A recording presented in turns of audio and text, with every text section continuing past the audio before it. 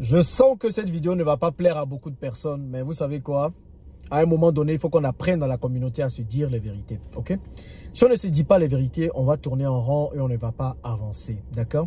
Je viens à peine d'assister à une scène qui m'a fait froid dans le dos et qui montre encore une fois combien certains Africains ne sont pas du tout prêts à se sacrifier pour le continent. Comment certains Africains se trouvent tous les alibis possibles pour ne pas revenir vivre ici en Afrique au pays. Et je trouve ça dommage. Cette vidéo, c'est pour la diaspora. Ok? Si tu vis en France, en Allemagne, au UK, au Canada, aux États-Unis, cette vidéo, c'est pour toi. À un moment donné, il faut arrêter l'hypocrisie. Il y a beaucoup de personnes qui aiment l'Afrique seulement à distance ou en parole. Et des gens qui ne sont pas du tout prêts à se sacrifier pour le continent. Quand je parle même de sacrifice, même c'est trop loin. Il y a des gens qui ne sont juste pas prêts à laisser un peu leur confort pour pouvoir tout simplement venir changer les choses sur le continent. Les amis, personne ne viendra faire les choses à votre place. Pourquoi j'en parle aujourd'hui? C'est parce que depuis un certain temps, j'entends des choses qui me font mal et des choses qui montrent encore une fois que nous ne sommes pas prêts. L'Afrique ne veut pas de tout le monde. La diaspora pense que sans elle, l'Afrique ne va pas évoluer. L'Afrique va avancer. Pendant plusieurs années, vous étiez dans la diaspora, l'Afrique a évolué. Même si elle doit évoluer à pas de tortue, elle évolue quand même. Je reste convaincu que l'évolution de l'Afrique et le développement de l'Afrique passera aussi par sa diaspora. Mais à un moment donné, si la diaspora ne veut pas comprendre sa partition et ce qu'elle doit faire pour faire avancer les choses, je suis désolé les amis, les choses ne vont pas avancer. J'en parle parce que depuis un certain moment, j'ai décidé de rencontrer des gens de la diaspora qui sont revenus vivre en Afrique, ok? Donc des repatres. Moi, j'ai fait le retour en Côte d'Ivoire. Ça fait à peu près 1 an maintenant que je suis revenu vivre ici. Et donc, je me suis dit, bon, je vais rencontrer d'autres repatres, essayer de comprendre quels sont leurs blocages, comment est-ce qu'ils trouvent leur retour au pays, et puis essayer vraiment d'échanger avec eux et tout ça. Et forcément, parmi le groupe de ceux qui sont revenus, il y a des gens qui sont contents, il y a des gens qui sont moins contents. Et là, je parlais avec 8 personnes à peu près. Et dans ces 8 personnes, c'était plutôt des couples. Il y avait 2 femmes qui n'étaient pas contentes du tout de leur retour. Et ça, c'est plusieurs autres personnes. Hein. Ce sont les mêmes choses qui reviennent. C'est pour ça que j'ai décidé d'en parler là maintenant pour que nous puissions comprendre quelque chose de primordial si nous voulons réussir le retour au pays. Donc, j'ai parlé avec ces personnes et moi, je demandais un peu comment s'est passé leur retour, qu'est-ce qu'ils ont fait jusque-là, comment allait leur retour. Et donc, forcément, les 2 dames mécontentes étaient là et me disaient, mais non, on n'est pas content de nos retours et tout. Et bon, je posais des questions pour approfondir. Pourquoi? Bon, déjà, ce sont des dames qui ont accompagné leur mari. Donc, visiblement, elles ne voulaient pas venir.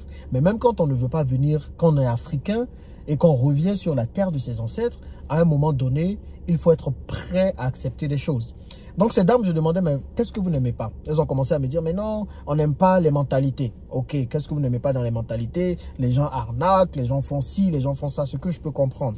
Donc, à un moment donné, je me suis dit, bon, ça part.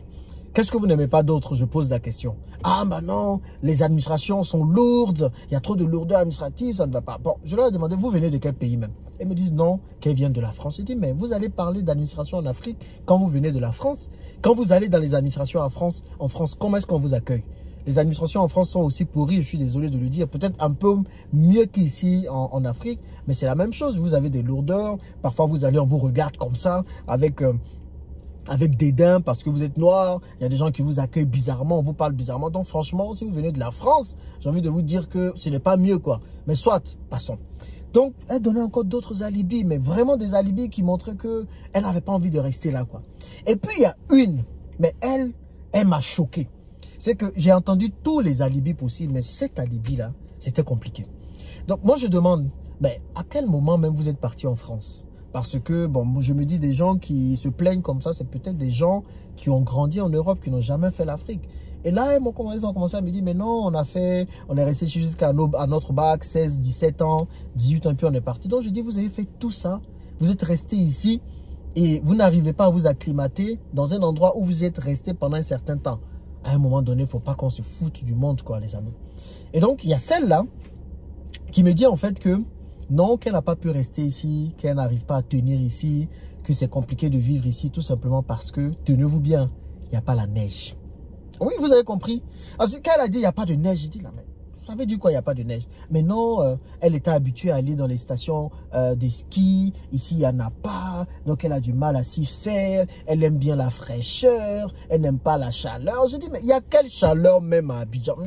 Je dis, il y a quelle chaleur à Abidjan? En ce moment, à Abidjan, il fait bon. Il fait bon. Parfois, on n'a même pas besoin de mettre la clim pour dormir. C'est quelle chaleur qu'il y a qui fait que toi, tu ne peux pas supporter ici et que la neige te manque. Et puis, il neige combien de fois en France? Alors, quand c'est dit la vérité, il neige combien de fois en France?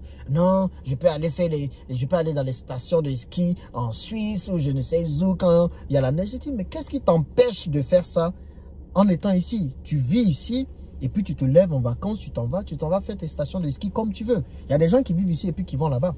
Mais en fait, je fais cette vidéo pour que vous puissiez comprendre quelque chose. C'est qu'il y a des personnes qui ne sont pas du tout prêtes, vous savez, à revenir vivre en Afrique. Il y a des personnes qui ne sont pas du tout prêtes. Et c'est de ce genre de personnes que je vais parler aujourd'hui. Parce qu'il n'y a pas plus hypocrite que celui qui refuse d'aimer sa mère, en fait. Est-ce que vous allez régner votre mère parce qu'elle a la gale? Vous allez réunir votre mère parce qu'elle a des problèmes, parce qu'elle est malade? Vous allez avoir honte d'elle? Non. Qu'est-ce que vous faites? Vous faites tout pour embellir votre mère. Vous faites tout pour que les gens en soient fiers. Parce que vous voulez être fiers de votre mère. Et quand on parle d'Afrique, à un moment donné, comprenez les amis, que si nous venons ici en Afrique et que nous avons des attentes comme ça, surélevées, le retour au pays sera compliqué. Il y a des gens qui vont se casser la figure. Et je sais qu'il y a des personnes qui cherchent tous les alibis possibles pour ne pas être là, comme si on les obligeait à être là. Les amis, l'Afrique n'a pas besoin de votre catégorie de personnes là. Parce que ce sont les mêmes personnes qui vont venir se plaindre en longueur de journée ici. Vous allez voir, ce sont ces mêmes personnes qui ne foutent rien pour le continent. Mais c'est eux qui attendent tout. Et oui, les gouvernements n'ont pas fait ci. Non, mais les entrepreneurs ne font pas ça. En Afrique, je n'ai pas tous les produits que je veux. Mais qu'est-ce qui t'empêche de créer un business dedans? Prenez Dubaï par exemple. Toi, tu veux tellement voir la neige. Est-ce que tu sais qu'il y a une station de ski à Dubaï? Dans 50 degrés du désert, dans tous les déserts là, les gars, ils ont mis une station de ski là-bas. Et ils sont en train de skier pendant qu'il fait 50 degrés dehors. Donc, eux, ils ont compris quelque chose. C'est qu'à un moment donné, ils ne peuvent pas continuer à se plaindre, à chercher des alibis pour ne pas vivre dans leur pays. Il fait chaud. Qu'est-ce qu'ils font? Comment ils vont faire pour tenir la chaleur? Comment ils vont faire pour vivre convenablement? C'est ça leur inquiétude.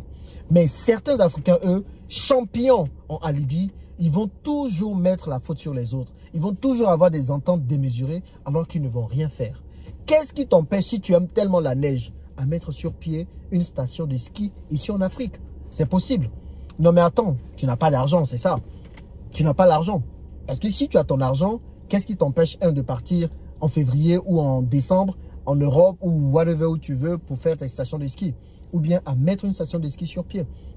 Soyons, comment je peux le dire? Soyons normaux dans nos attentes quand nous revenons en Afrique. Moi, ça fait 1 an que je suis revenu. Qu'est-ce qui fait que j'arrive à m'intégrer? C'est parce que j'essaie de comprendre les dogmes. J'essaie de descendre mes attentes. Et je ne viens pas chercher en Afrique l'Europe. Et c'est l'Europe que font plusieurs personnes. Vous vivez en Europe, vous avez vos standards. Il y a un climat spécial. Il y a des légumes spéciaux qui poussent là-bas. Il y a des fruits qui poussent là-bas. Vous venez en Afrique, vous voulez prendre votre vie que vous avez là-bas pour venir la mettre en Afrique.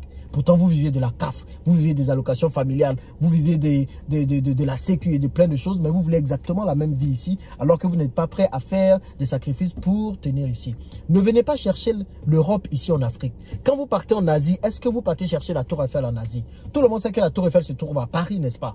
Donc, quand on part à Paris, c'est pour la Tour Eiffel. Donc, quand vous venez ici en Afrique, apprenez à venir pour l'Afrique. C'est-à-dire que vous allez comprendre les mœurs des gens ici. Vous allez comprendre comment les gens fonctionnent. Vous allez chercher à manger la nourriture d'ici. Vous allez comprendre, vous allez chercher à faire vraiment les choses qui vont vous permettre vraiment de grandir ici. Arrêtez de vouloir retrouver l'Europe ici, les amis. Ce n'est pas l'Europe. À un moment donné, il faut comprendre cela. Si nous ne comprenons pas cela, le retour sera difficile. Et c'est ce qui fait que plein de personnes viennent se casser la figure ici. Parce que vous venez ici chercher ce qu'il n'y a pas ici. Mais c'est normal. Tant que tu cherches ce que tu n'as pas ou bien ce qui n'existe pas quelque part dans un endroit, tu vas te fatiguer et ça ne va pas avancer. Ok, et moi je pense que l'amour du continent passe aussi par ça. Par avoir des attentes normales, des attentes réalistes afin de pouvoir réussir son retour au pays. Personne ne viendra construire le continent pour nous. Les amis, je n'arrête pas de le dire. Quand nous revenons ici, nous ne revenons pas forcément pour profiter de toute la belle vie possible. Oui, c'est normal de vouloir avoir une vie un peu plus intéressante que celle que vous aviez en Europe, mais pensez d'abord à construire le continent, à mettre en place des business, à vous sacrifier un peu avant de pouvoir jouir des fruits de ces sacrifices-là. Mais dès que vous revenez, la vie que vous n'avez pas en Europe, c'est cette même vie que vous voulez avoir. C'est une vie beaucoup plus intéressante que vous voulez avoir ici. On sait tous ce que la plupart des gens font en Europe. Mais dès que vous venez ici, vous voulez avoir 5 maisons, 10 voitures, avoir une belle vie, vous donner un genre que vous n'avez pas du tout. Il faut arrêter ça, les amis. Il faut arrêter ça. Des gens quand même qui étaient nés en Europe, qui pensaient comme ça, j'allais comprendre. Mais toi, tu es né ici. Tu as poussé poil ici, tout. Et tu as grandi ici. Tu pars, quand tu reviens, j'ai du mal à m'acclimater. Mais il y a des gens qui ne comprennent pas beaucoup de choses. Hein. Mais en tout cas, c'est le message que je voulais passer. Descendons un peu nos attentes pour pouvoir réussir le retour au pays. Sinon, les amis, on ne va jamais être satisfait et malheureusement, on va toujours impacter malheureusement ceux qui veulent revenir avec nos mauvaises intentions parce que tout simplement, on n'aurait pas eu les bonnes attentes dès le départ. C'est ce que je voulais partager avec vous. Dites-moi ce que vous en pensez dans les commentaires. À plus.